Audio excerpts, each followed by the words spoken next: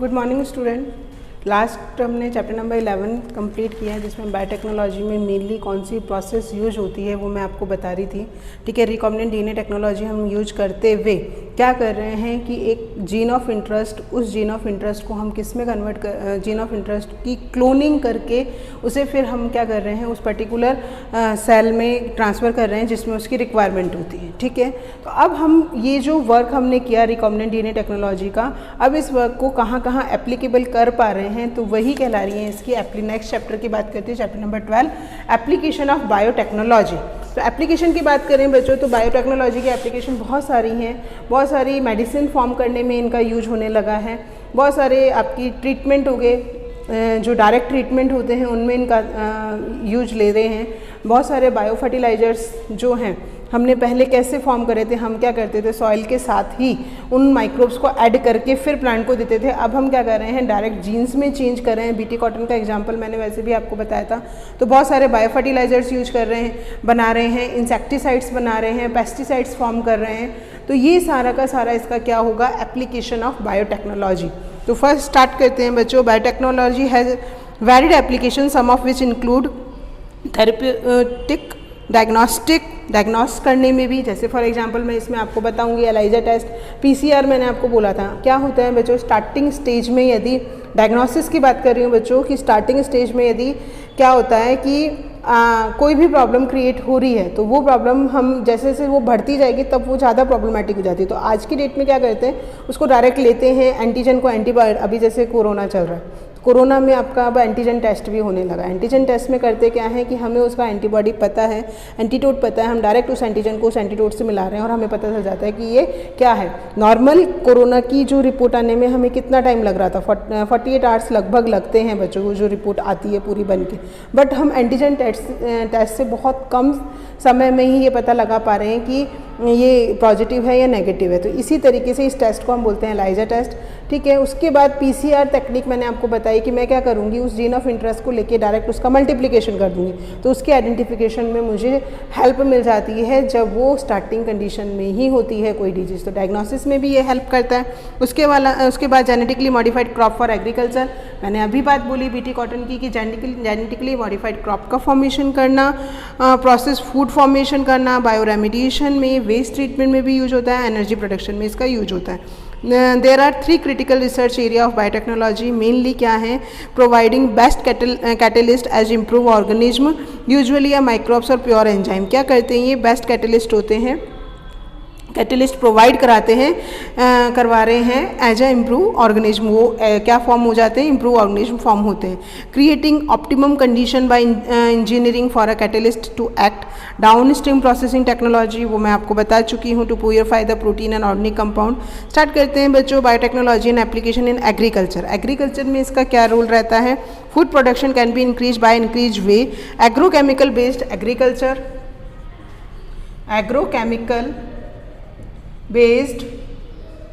agrochemical based agriculture। Next आते हैं organic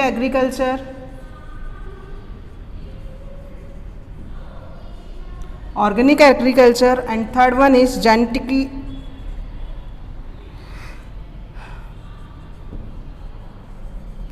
genetically engineered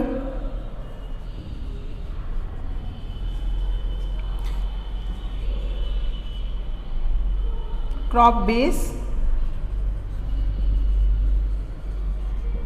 agriculture. ठीक है, the green revolution succeeded in increase food supply because of use of improve food crop variety, use of agrochemicals, use of better management practice. देखो बच्चों ये क्या कह रहा है, एग्रोकेमिकल बेस्ड एग्रीकल्चर। स्टार्टिंग हमने करी थी केमिकल बेस्ड एग्रीकल्चर से स्टार्टिंग करी थी बच्चों। केमिकल बेस्ड एग्रीकल्चर का मतलब ये बताना चाह रहा है कि हमने स्टार्टिंग में फूड की प्रोडक्शन को बढ़ाने के लिए हमने सोचा जो उसके ऊपर पेस्टिसाइड्स होते हैं, इंसेक्टिसाइड्स होते हैं, वो उनको किल कर दें हम। ठीक है, तो किल करने के लिए हमने क्या करे, पेस्टिसाइड्स डाले, इंसेक्टिसाइड्स उसके ऊपर डाले। तो उनसे क्या हुआ था कि वो तो किल हो ही रहा था, साथ में वो प्लांट को भी हार्म कर रहा था।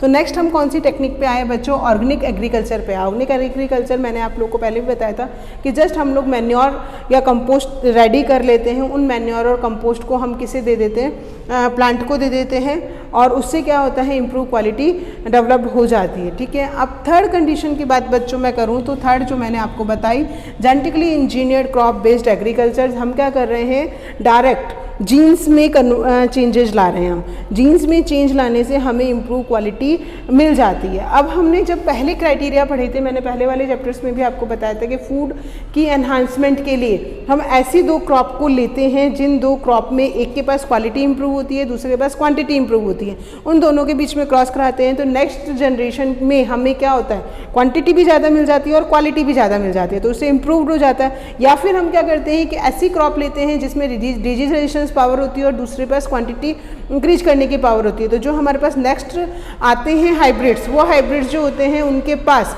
क्या होता है, दोनों भाग होते हैं। कौन कौन से होते हैं कि भाई उसके पास डिजीज रेजिस्टेंस पावर भी आ गई और क्वांटिटी को इंक्रीज करने की पावर भी आ गई। तो उस समय हमें हाइब्रिडाइजेशन टेक्निक को काम में लेते हुए वर्क करना पड़ रहा था। अब हम क्या कर रहे हैं, हाइब्रिडाइजेशन टेक्निक को यूज नहीं कर रहे हैं, हम फूड की क्वालिटी को इम्प्रूव करने के लिए क्या कर रहे हैं, जेनेटिकली इंजीनियर्ड क्रॉप को यूज में ले रहे हैं। हम क्या करते हैं कि जैसे मैंने वहाँ पे भी बताया था आपको, ये मैं पूरी प्रोसेस आपको बता चुकी हूँ बीटी कॉटन वाली। तो मैंने आपको बताया था, ये तो बीटी कॉटन की बात कर रही हूँ बच्चों कि बीटी कॉटन में ऐसा होता है। ठीक है, उसके बाद मैं यदि बात करूँ बच्चों कि फूड को इम्प्रूव करना है मुझे, तो फूड की क्वांटिटी और किसकी बात कर रही हूँ, क्वालिटी की बात कर रही हूँ, दोनों की बात कर रही हूँ बच्चों, फूड की क्वांटिटी और फूड की क्वालिटी दोनों की बात करें जब हम, तो उसमें इम्प्रूवमेंट यदि मुझे लाना है तो वो मैं कैसे लेकर आऊँगी क्वांटिटी और क्वालिटी में इम्प्रूवमेंट, कि मुझे पता है कि इसकी क्वांटिटी को बढ़ाने वाला जो जीन होता है, डिजायर जीन, उसको मैंने यहाँ से सेपरेट कर लिया। ठीक है, सेपरेट आउट करा, उसकी क्लोनिंग करी, क्लोनिंग करके उसको अगेन हमने उस क्रॉप के अंदर इंसर्ट कर दिया जिस क्रॉप में हमें उसकी क्वांटिटी बढ़ानी है। ऐसा ही हम क्या करते हैं, क्वालिटी इंप्रूव करने के लिए करते हैं। तो इस तरीके से हम क्या कर रहे हैं, जेनेटिकली इंजीनियर्ड क्रॉप को फॉर्म कर रहे हैं जो बहुत ज़्यादा अच्छे रिजल्ट दे रही है बहुत कम समय में। बात समझ में आ रही है? तो ये मैं यही बताना चाह रही हूँ कि the green revolution succeed in increasing food supply because of, जब हमने ग्रीन रिवोल्यूशन लाया था, जब हम हाइब्रिडाइजेशन कर रहे थे, तो तब क्या था कि use of improve crop variety को यूज कर रहे थे, एग्रोकेमिकल्स को यूज कर रहे थे, फर्टिलाइजर और पेस्टिसाइड्स को, use of better management practice हम लाते जा रहे थे। Agrochemical are expensive for farmers in developing country and also have harmful impact on environment. अभी मैंने बताया था, ठीक है, एक्सपेंसिव तो होते ही है, साथ में पॉल्यूशन देते हैं, सॉइल पॉल्यूशन, वाटर पॉल्यूशन। ठीक है, इसमें इस कारण से क्या करें, हम किस पे आ गए, जेनेटिकली मॉडिफाइड क्रॉप पर आ गए। नेक्स्ट है जेनेटिकली मॉडिफाइड क्रॉप जो है, उससे में हमने क्या क्या डेवलपमेंट लेकर आया है, reduce reliance on chemical pesticides. अब हमें पेस्टिसाइड्स की रिक्वायरमेंट नहीं रही, वो धीरे धीरे क्या होती गई, रिड्यूस होती गई। Increase tolerance against abiotic stress, tolerance हमें इंक्रीज करनी है किसके अगेंस्ट, एबायोटिक स्ट्रेस। क्या होता है एबायोटिक स्ट्रेस, बायोटिक और एबायोटिक फैक्टर बच्चों मैं नॉर्मली आपको बताती हूँ कौन कौन से बायोटिक फैक्टर होते हैं, प्लांट्स, एनिमल्स एंड माइक्रोब्स। ऐसे ही एबायोटिक फैक्टर्स की यदि बच्चों में बात करूँ तो एबायोटिक फैक्टर्स कौन कौन से होंगे, टेम्परेचर हो गया, ह्यूमिडिटी हो गया जो कि क्रॉप को नुकसान पहुँचा रहा है, कोल्ड हो गया, सॉल्ट हो गए, हीट हो गई, तो दैट्स और आर द एबायोटिक स्ट्रेस। किस किस की बात कर रही हूँ बच्चों, कोल्ड हो गया, ड्रॉट की कंडीशन हो जाती है कि उसे पानी नहीं मिल पाता है, क्लियर। सॉल्ट ज़्यादा हो जाते हैं, सॉल्ट का कारण क्या होता है, क्यों ज़्यादा होते हैं वो भी बताऊंगी, और हीट से टेम्परेचर ज़्यादा। तो ये जो एबायोटिक स्ट्रेस है, इस स्ट्रेस को टॉलरेट करने की पावर अपने आप जेनेटिकली मॉडिफाइड जो क्रॉप होती है, इसे GMO भी बोलते हैं, जेनेटिकली मॉडिफाइड ऑर्गेनिज्म। ओ से क्या हो गया, ऑर्गेनिज्म हो गया, और GMC बोलूँगी तो जेनेटिकली मॉडिफाइड क्रॉप हो जाएगा। तो हम क्या कर रहे हैं, उनमें इस तरीके के चेंजेज कर रहे हैं जिस कारण से उनको एबायोटिक स्ट्रेस को टॉलरेट करने की पावर अपने आप डेवलप हो जाए। नेक्स्ट मैंने बोला आपको कि हम क्या कर रहे हैं, रिड्यूस कर रहे हैं पेस्टिसाइड्स और इंसेक्टिसाइड्स को देना। नेक्स्ट आता है रिड्यूस पोस्ट हार्वेस्टिंग लॉस। इससे सबसे अच्छा इसका एग्जांपल है कि पोस्ट हार्वेस्टिंग जो होते हैं इसका लॉस कम होता है, ठीक है, पोस्ट हार्वेस्टिंग लॉस जो है वो कम हो रहा है धीरे धीरे। नेक्स्ट आते हैं increase efficiency of mineral used by plant. अब क्या होता है कि सॉइल जो होता है, सॉइल से प्लांट जो होते हैं मिनरल्स लेते हैं, पर वो उतनी क्वांटिटी में मिनरल्स नहीं ले पाते हैं जितना लेना होता है जब हम जेनेटिकली मॉडिफाइड ऑर्गेनिज्म में जेनेटिकली मॉडिफाइड क्रॉप बना रहे हैं, तो उनके पास उतनी पावर आ जाती है कि जितने मिनरल्स की उन्हें रिक्वायरमेंट होती है वो उतने मिनरल्स आराम से ले पाते हैं। फॉर एग्जाम्पल ये बता रहा है they prevent early exhaustion of fertility of soil, soil की फर्टिलिटी को एक तरह से प्रिवेंट करता है ये। एनहांस न्यूट्रिशनल वैल्यू, फूड की न्यूट्रिशनल वैल्यू धीरे धीरे बढ़ती चली जाती है। For example vitamin A enriched rice बनते चले जा रहे हैं, ठीक है, आगे आगे धीरे धीरे कि हमने इस तरह के राइस का डेवलपमेंट किया है जिसमें विटामिन ए की क्वांटिटी ज़्यादा होती है। नेक्स्ट होता है creation of tailor made plant to supply alteration resource such as starch fuels, starches fuels and pharmaceutical to industry. हम इस तरह के प्लांट्स को डेवलप करते जा रहे हैं जो हमें काफ़ी सारी चीज़ें देते हैं, जैसे फॉर एग्जांपल स्टार्च दे रहे हैं, फ्यूल दे रहे हैं, और बहुत ऐसे प्लांट्स होते हैं जो फार्मास्यूटिकल्स कंपनी में यूज में आते हैं। तो ये सारा आपका क्या हो गया, जेनेटिकली मॉडिफाइड ऑर्गेनिज्म को प्लांट्स के बता रही हूँ मैं, जब हम ले रहे हैं genetically modified organism are plant, fungi, bacteria, animals whose give have been altered by manipulation. हम क्या कर रहे हैं, मैनुपुलेट करते हुए उनको चेंजेस ला रहे हैं और उससे हमारे पास जो आ रही है वो इम्प्रूव क्वालिटी आ रही है। इसमें हमें किसी भी तरह के केमिकल्स की रिक्वायरमेंट नहीं है, ऑर्गेनिक फार्मिंग की रिक्वायरमेंट नहीं है, डायरेक्ट ही जीन्स में चेंज करके हम इम्प्रूव क्वालिटी को डेवलप कर रहे हैं। अब इसका सबसे अच्छा एग्जाम्पल बच्चों जो मैं स्टार्टिंग से बोल रही हूँ आपको, बीटी कॉटन है। तो हम वही समझते हैं कि बीटी कॉटन क्या होता है।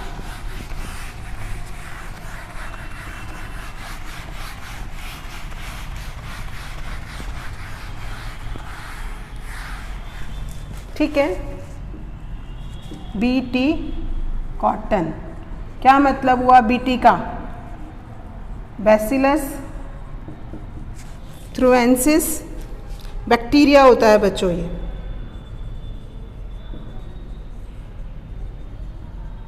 बैसिलस थ्रुएंसिस एक ऐसा बैक्टीरिया होता है जो एक तरह का प्रोटीन बनाता है। ये प्रोटीन का नेचर क्या होता है, टॉक्सिक होता है। ये उस बैक्टीरिया को तो हार्म नहीं करता है, पर जिस इंसेक्ट के अंदर ये एंटर करता है, उस इंसेक्ट के अंदर जब ये उसकी क्रॉप में पहुंचता है तो वहाँ पे जाके, क्रॉप नहीं बोलूँगे बच्चों, यहाँ गट बोलूँगी, उनकी इंटेस्टाइन को क्या बोलते हैं हम, इंसेक्ट की जो इंटेस्टाइन होती है उसे हम क्या नाम देते हैं, उसे हम गट कहते हैं, इंटेस्टाइन को। तो वहाँ गट में जा रहा है और गट में जाके उसमें पोर क्रिएट कर देता है, जिससे क्या होता है, उसकी डेथ हो जाती है। और मेनली ये जो जिसकी डेथ करता है, इंसेक्ट्स के जो लार्वा होते हैं, कैटरपिलर नाम देते हैं, उनकी डेथ कर देता है। Some strains of Bacillus thuringiensis produce protein that kill some insect like.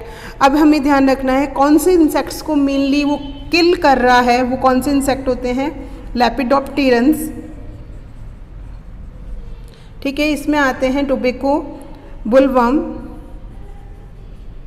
Tobacco बडवर्म, ठीक है, आर्मी वर्म,